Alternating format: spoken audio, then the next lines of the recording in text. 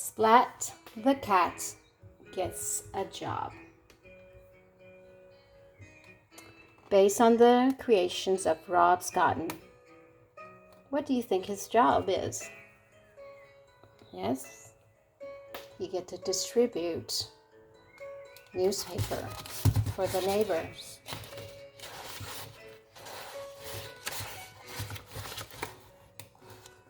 Ta-da! Said Splat as he came down the stairs. He had on his newspaper cat hat and carried his newspaper cat bag. Splat was the new news cat. It was Splat's first real job. At bedtime, Splat was so excited he could hardly sleep. He couldn't wait to get started. Remember, Splat's mom said, you need to deliver all the papers before school. It's your job to get yourself up and out of bed. So he needs to deliver all the newspaper before he goes to school. So he needs to wake himself up. So Splat set his alarm clock to go off extra early. It went off at 6 a.m. Splat hit the snooze button. It means that he went back to sleep. It went off again at 6:10. Seymour hit the snooze button. Splat snoozed until, he keeps going back to sleep. 7 o'clock, he cried. Splat threw on clothes and raced down the stairs. He found the newspapers on his front steps. He stuffed them into his news cat bag. Splat dragged the papers from house to house. It was a lot of work.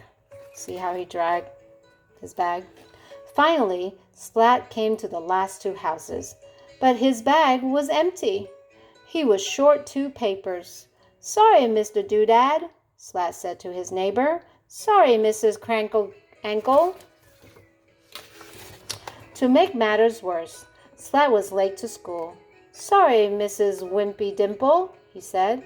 What happened to you, kitten? Whispered. At recess, Splat told her about his news job. I'm a terrible news cat, he said. First, I overslept. Remember what happened? He kept pressing the snooze button and he didn't want to wake up, so he overslept. Then I lost 2 papers. You just needed a new alarm, Kitten said. She loved to tinker. After school, Splat and Kitten got to work. Splat dumped out his toy chest. Said Kitten. Splat and Kitten made a plan. They tested, made some changes, and tested again. In the morning, Splat's alarm went off. He reached out to hit snooze.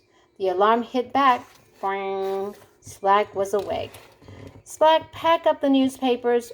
Oof! The bag was so heavy. Splat was worried. What if he lost papers again? So Splat tried carrying them a different way. He rode from house to house, tossing the papers. A few landed just right. You see how messy it is? Most of them did not. Sorry, Mr. Doodad, Splat said. Sorry, Mrs. Crankle Ankle. Splat told Kitten his new problem.